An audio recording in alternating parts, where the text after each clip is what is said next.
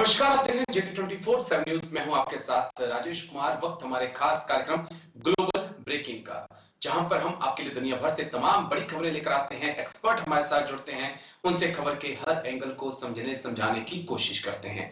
तो कार्यक्रम की शुरुआत बड़ी खबर के साथ। ब्राजील के बाद गुयाना पहुंचे पीएम मोदी। 56 साल बाद भारतीय पीएम का दौरा। गुयाना में 40% भारतीय मूल के लोग। G20 समिट में कई अहम मुद्दों पर चर्चा। ब्राजील के बाद गुयाना पहुंचे पीएम मोदी। 56 साल बाद भारतीय पीएम का दौरा।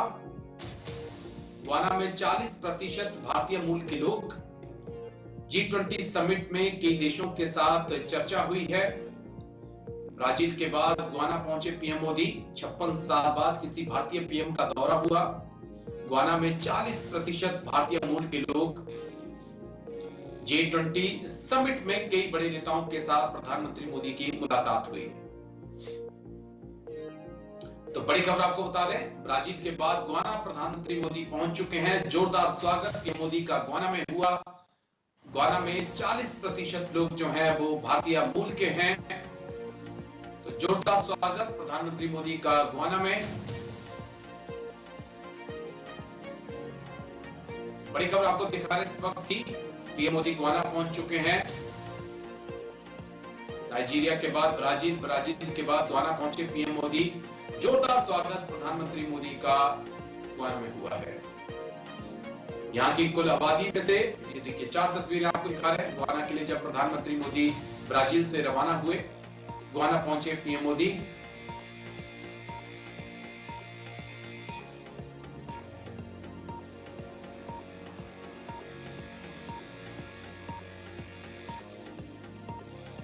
हुए पीएम मोदी, 4 तस्वीरें आपको दिखा रहे हैं। गुयाना पहुंचे पीएम मोदी।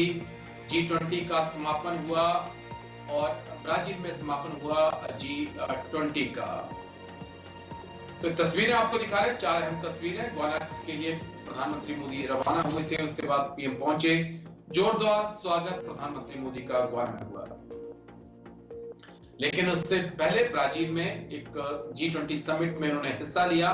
कई बड़े नेताओं के साथ मुलाकात हुई, लेकिन जो बाइडेन के साथ मुलाकात अहम, फ्रांस के राष्ट्रपति मैक्रों के साथ मुलाकात अहम, लेकिन शी जिनपिंग के साथ पीएम मोदी की मुलाकात नहीं हो पाई। तमाम अहम मुद्दे जिन पे बात करने के लिए, जिन मुद्दों को समझाने के लिए आज हमारे साथ जाने माने defence expert group captain U K Devnath जुड़ चुके हैं। बहुत बहुत शुक्रिया सर। जय हिंद। सबसे पहले थैंक यू समय देने के लिए, शुक्रिया sir. Thank you sir. Devnath sir, प्रधानमंत्री मोदी गुयाना पहुंच चुके हैं, लेकिन उससे पहले ब्राजील में G20 समिट में हिस्सा लिया। जो बाइडेन के साथ मुलाकात हुई, लेकिन फ्रांस के राष्ट्रपति मैक्रों के साथ मुलाकात और शी जिनपिंग के साथ मुलाकात नहीं होना, ये क्या मायने रखता है सर? क्या वाकई में जो इंडियन एयरफोर्स को 114 फाइटर जेट चाहिए या उसके इंजन चाहिए, उसमें भारत और फ्रांस के बीच कोई बड़ी अहम डील होते हम देख सकते हैं सर? जी हाँ राजेश, G20 में ये समझना पड़ेगा कि महज 2 दिन के अंदर 20 बड़े देशों के राष्ट्र नेताओं का सबसे मिलना बहुत मुश्किल होता है, क्योंकि 2 दिन में ज्यादातर कॉन्फ्रेंस ऐसे हो जाते हैं जिसमें कि सभी 20 के 20 नेताओं को एक साथ एक प्लेटफॉर्म पर रहना पड़ता है। तो उसके बाद महज कुछ ही घंटे बचते हैं मेन इवेंट के पहले, मेन इवेंट के बाद में, जिसमें एक नेता दूसरे से मिल सकता है। तो मोदी जी ने सब नेताओं से कुछ बात की, कई नेताओं से बात नहीं हुई। ठीक है, ऐसा होता रहता है। जहां तक विदेश मंत्रालय है, उनका मेन जो ध्यान था इस बार ये था कि G20 में भारत दुनिया के सारे उन देशों का प्रतिनिधित्व कर सके जो कि अभी भी डेवलपिंग नेशन है। मेरे ख्याल से भारत को और मोदी जी को बड़े ध्यान से सुना गया। जहां तक फ्रांस से कोई जहाज लेने की बात है, हाँ, इंडियन एयरफोर्स को 114 मल्टी रोल फाइटर एयरक्राफ्ट चाहिए, और जो टेंडर है उसकी जो रिक्वायरमेंट है बहुत ही स्ट्रिक्ट रिक्वायरमेंट है। हमें करीबन 4.5 जनरेशन का एक फाइटर विमान चाहिए। जी शायद फिलहाल 5th जनरेशन का फाइटर एयरक्राफ्ट यानी स्टेल्थ विमान नहीं चाहिए, क्योंकि फिर वो जी दूसरी श्रेणी में चला जाता है कॉस्ट के हिसाब, मेंटेनेंस के हिसाब से। फ्रांस जो है ठीक है। वो हमें डेफिनेटली ऑफर रहा है कि रफाइल का जो उन्नत वर्जन है उसको हम ले सकते हैं। तो ओपन बिडिंग है। साथ दुनिया के जितने देश हैं, चाहे यूरोफाइटर हो, चाहे टाइफून हो, चाहे रफाइल हो, चाहे F-16 F-18 हो, सबके ओपन टेंडर पड़ेंगे। टेक्निकल बिडिंग होती है। गौरतलब बात है कि जी टेक्निकल बिडिंग सबसे ज्यादा इंपॉर्टेंट होती है। टेक्निकल बिडिंग में एक तो उन सब जितने जहाज कोई भी देश हमें ऑफर कर रहा है उसकी देखते हैं कि पैरामीटर्स स्पेसिफिकेशन हमारी रिक्वायरमेंट से मैच कर रही हैं कि नहीं। फिर हमारे जो ओके टेस्ट पायलट हैं वो जाके उन जहाजों को असल में उड़ाते हैं। कई बार उस देश में ओके जाके उड़ाते हैं, कई बार वो देशी हवाई जहाज को लेके यहाँ आ जाता है। तो फ्रांस भी बहुत स्ट्रॉन्ग कंपटीटर है। इंडियन एयरफोर्स को अगर मौका दिया जाए कि किससे लोगे, तो मेरे ख्याल से सारे सीनियर ऑफिसर्स और मेरे जैसे ऑफिसर्स आंख बंद करके बोलेंगे कि हमें तो फ्रेंच जहाज ही चाहिए, क्योंकि उनकी मेंटेनेंस बहुत अच्छी होती है। और फ्रेंच विमानों की सबसे अच्छी चीज है कि उनकी परफॉर्मेंस लाजवाब होती है। हमारे जो जी भी फ्रेंच विमान होता है इतने अच्छे लगते हैं, पायलट फ्रेंडली होते हैं और 30-40 साल तक उड़ते हैं। जी राजेश। ओके।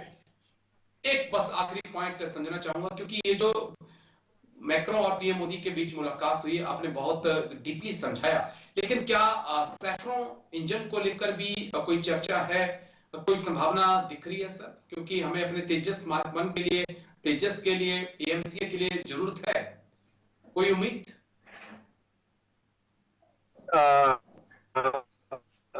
उम्मीद, पक्की उम्मीद है।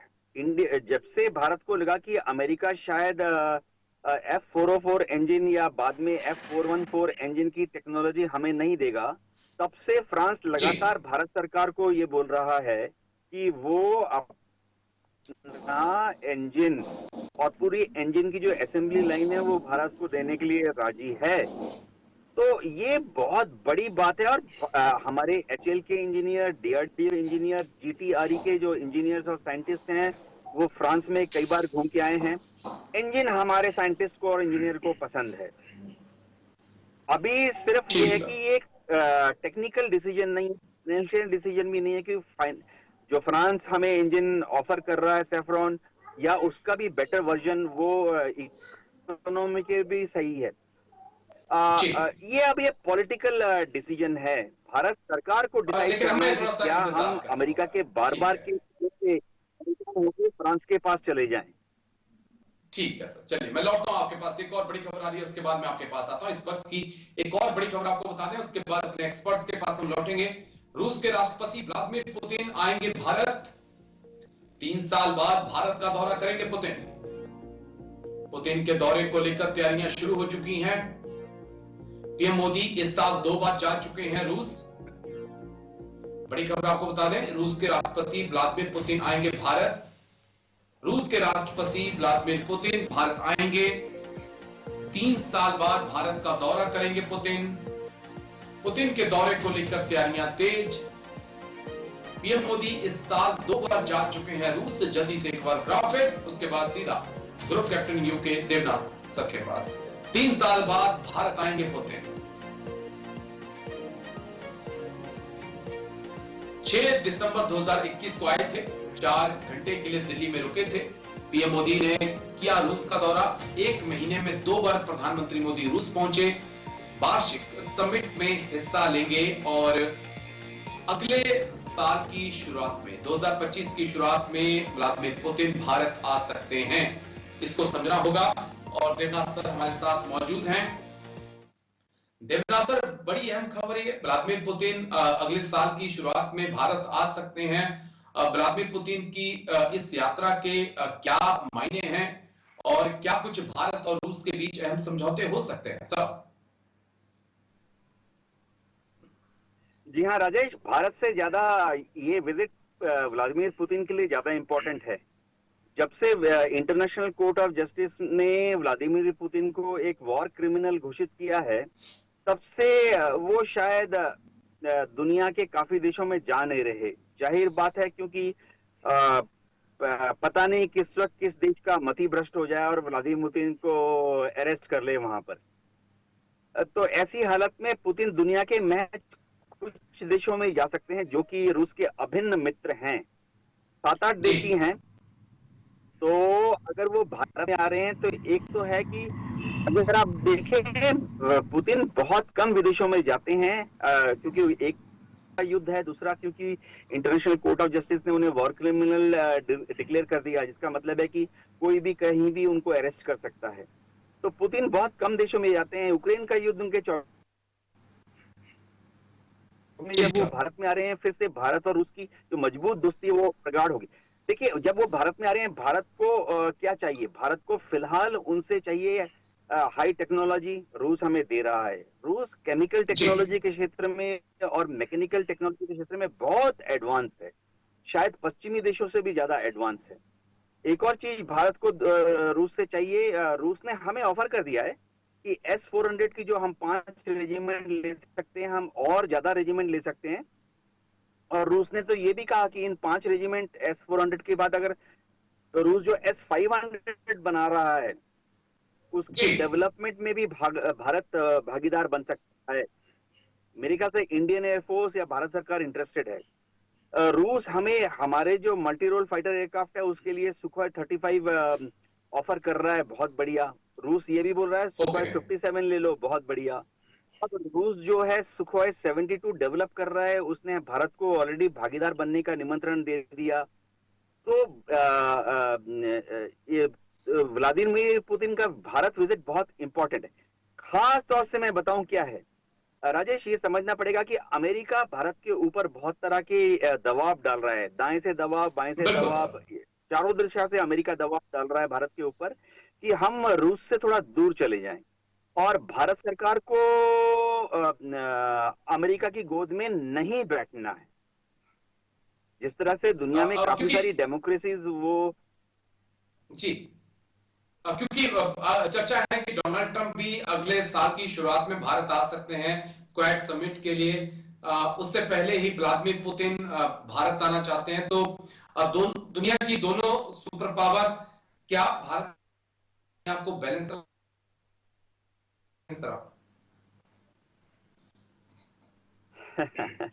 सही बात है। एस जयशंकर जी को और मोदी जी को बहुत ही एक बैलेंसिंग एक्ट करना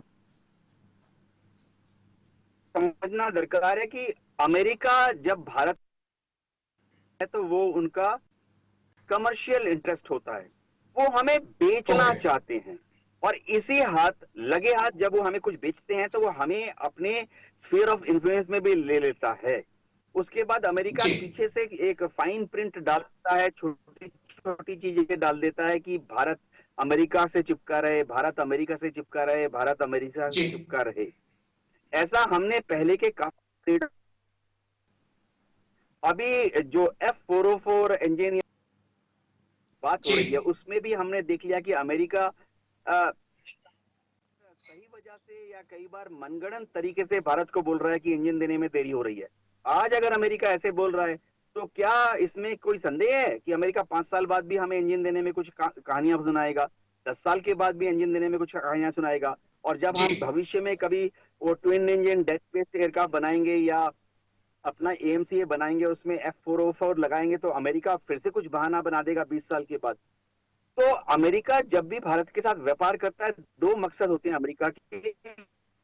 एक मकसद तो है मुनाफा कमाना, व्यापार करना, ट्रेड करना। दूसरी चीज कैपिटलिस्ट कंट्री है। दूसरी इसी बहाने वो भारत को अपनी आड़ बगल में तो नहीं, गोद में ही बिठाना चाहता है।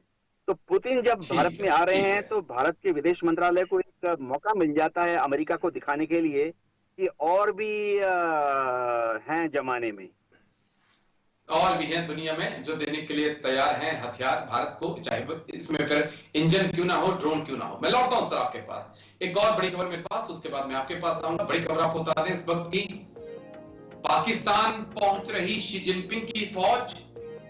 आतंकवाद विरोधी ड्रिल के नाम पर भेजी सेना। पाकिस्तान में शी तैनात कर रहे फौज। चीनी नागरिकों को सुरक्षा देने में नाकाम रही पाक सेना। पाकिस्तान पहुंच रही शी जिनपिंग की फौज। आतंकवाद विरोधी ड्रिल के नाम पर भेजी सेना। पाकिस्तान में शी जिन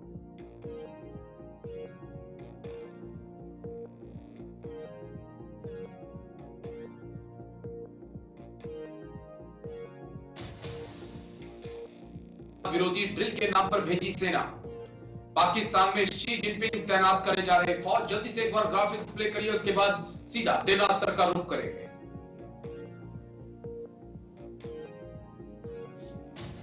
पाकिस्तान में शी जिनपिंग तैनात करेंगे अपनी फौज। पाक में तैनात होगी चीनी सेना। चीन पाकिस्तान भेज रहा है सेना। आतंकवाद विरोधी ड्रिल में भाग लेने के लिए सेना भेजी।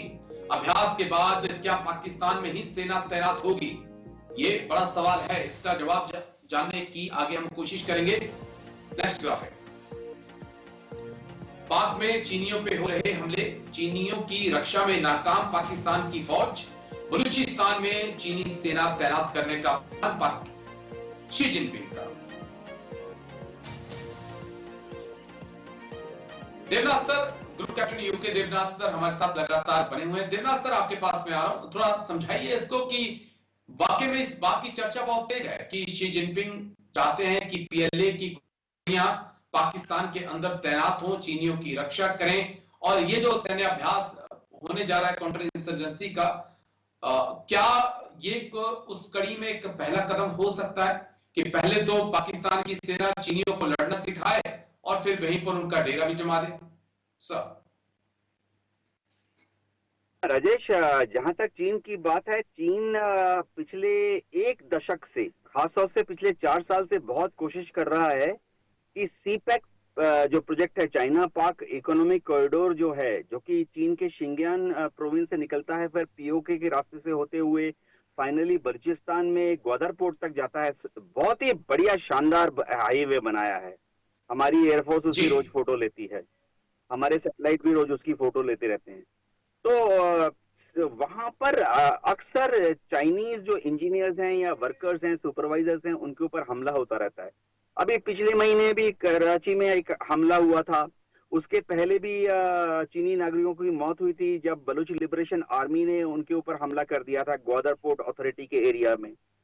तो चीन ने तो ये भी पेशकश की है कि वो अपने खर्चे पर 3 डिवीजन यानी 30,000 पीएलए के ट्रुप्स पाकिस्तान में डिप्लॉय करने के लिए तैयार है, क्योंकि सीपैक प्रोजेक्ट जो है चीन का बहुत ही एम्बिशियस प्रोजेक्ट है। उसने अलग अलग सूत्रों के अनुसार आज तक $42 बिलियन, कोई बोलता है $65 बिलियन इस प्रोजेक्ट पर खर्च कर चुका है।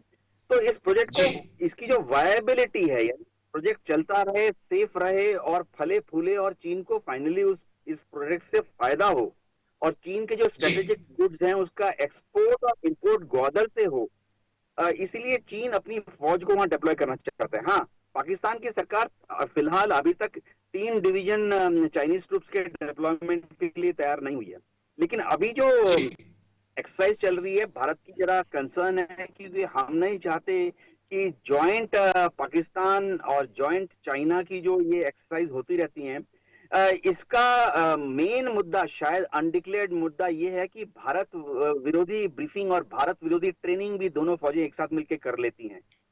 भारत के लिए चिंता क्या विषय है, लेकिन हमारी इंटेलिजेंस की हुई है।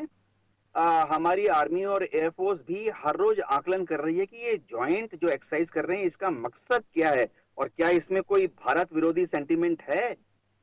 जी ओके सर, जी चलिए मैं लौटता हूँ आपके पास। एक और बड़ी खबर है, उसके बाद मैं आपके पास आता हूँ। बड़ी खबर आपको बता दें इस वक्त की, एक और बड़ी खबर, उसके बाद देवदास सर के पास हम लौटेंगे। यूक्रेन का रूस पर सबसे घातक हमला, अमेरिका की मिसाइलों से किया हमला, रूस के हथियार डिपो को बनाया निशाना। बड़ी खबर आपको बता दें, अमेरिका ने यूक्रेन को दी है ATACMS मिसाइल। बड़ी खबर आपको बता दें इस वक्त की, यूक्रेन का रूस पर सबसे घातक हमला, अमेरिका की मिसाइलों से किया हमला, रूस के हथियार डिपो को बनाया निशाना। अमेरिका ने यूक्रेन को दी ATACMS मिसाइलें। जल्दी से ग्राफिक्स प्ले करिए, उसके बाद देवनाथ सर के पास चलेंगे। जेलेंस्की ने कर दिया हमला, ATACMS मिसाइलों से हमला किया। क्रीमिया को वापस लेना मकसद है। कुर्स्क पर हमला कर रहा यूक्रेन, इसी की इजाजत अमेरिका ने उसको दी है। ड्रोन, एयरफील्ड, सैन्य हवाई ठिकानों पर जबरदस्त हमला जेलेंस्की की फौज ने किया है। व्लादिमीर पुतिन धमकी दे रहे हैं कि नेटो के हथियारों से अगर हमला हुआ तो फिर हम इस जंग को नेटो वर्सेस रूस की जंग मानेंगे और नेटो के ठिकानों पर हमला करेंगे। अब सर, बड़े धर्म संकट में व्लादिमीर पुतिन को फंसा दिया जेलेंस्की ने। कई ATACMS मिसाइलों से हमला किया और कुर्स्क शहर पर हमला भी किया और अमेरिका के दिए हुए हथियारों से, ब्रिटेन के दिए हुए मिसाइलों से हमला किया है। अब क्या वाकई में व्लादिमीर पुतिन न्यूक्लियर अटैक की तरफ जाएंगे या नेटो के जो ठिकाने हैं उसकी तरफ सोच रहे होंगे अटैक करने की, या फिर वो सिर्फ एक गीदड़ भभकियां थी? राजेश, जहां तक रूस और यूक्रेन की युद्ध की बात है, आज तक इस युद्ध में यूक्रेन हार रहा है लगातार छोटा छोटा, और लगातार रूस जीत रहा है छोटा छोटा। रूस को जो अपना मेन मुद्दा चाहिए था कि रशियन मूल के निवासी जो दोनबास एरिया में हैं, यानी दोनांस्क, लुहांस्क, ज़ेपोरोजिया, खेरसोन, उस पे कब्जा करना था, रूस ने कब्जा कर लिया है। अब रूस वहां से छोटे छोटे युद्ध लड़ते हुए रोज जीत रहा है और जो नाइपर रिवर है पश्चिम में, उसकी तरफ अग्रसर हो रहा है। ऐसे में रूस क्या एक एटमी हमला करेगा किसी पर? नेटो के ऊपर तो नहीं करेगा, पोलैंड के ऊपर भी नहीं करेगा। पोलैंड से सारे हथियार अमेरिका भेज रहा है यूक्रेन के अंदर। लेकिन अगर रूस ने गलती से, सही शब्द है गलती से, एक हमला कर दिया, न्यूक्लियर हमला पोलैंड के ऊपर, तो नेटो का जो चार्टर 5 है वो बहुत क्लियरली कहता है कि किसी भी एक नेटो देश पर अगर रूस हमला करता है तो वो हमला सारे देशों पे माना जाएगा और उसके बाद सारे देश मिलकर रूस के ऊपर छलांग मारने के लिए बाध्य हैं। तो ऐसे में पुतिन नेटो देशों पर कोई हमला नहीं करेंगे। हाँ, एक ऑप्शन है कि वो अपने न्यूक्लियर हथियारों का इस्तेमाल यूक्रेन के अंदर करें, लेकिन ये समझना पड़ेगा कि अगर यूक्रेन के ऊपर एक एटमी हथियार वो डाल देते हैं तो उसका जो एटॉमिक रेडिएशन है, एटॉमिक डस्ट है, वो वहां से हवा के रुख के साथ रूस की तरफ चला जाएगा, बेलारूस की तरफ चला जाएगा, लुकाशेंको, रूस की जो मित्र देश है वहीं उसका एटॉमिक डस्ट चला जाएगा।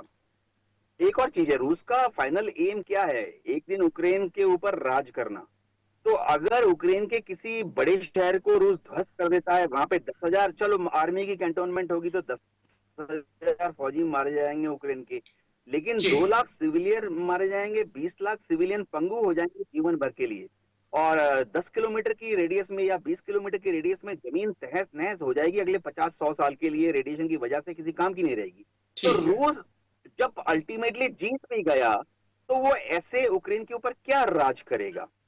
एक क्योंकि अगर परमाणु हमला वाकई में व्लादिमीर पुतिन करते हैं तो शायद फिर अमेरिका और नेटो के देश इसके ऊपर भी विचार कर सकते हैं। लेकिन बहुत बहुत शुक्रिया आपका group captain U K Devnath sir, हमारे साथ जुड़ने के लिए, तमाम पहलुओं पर इतनी बारीकी से बात करने के लिए बहुत शुक्रिया।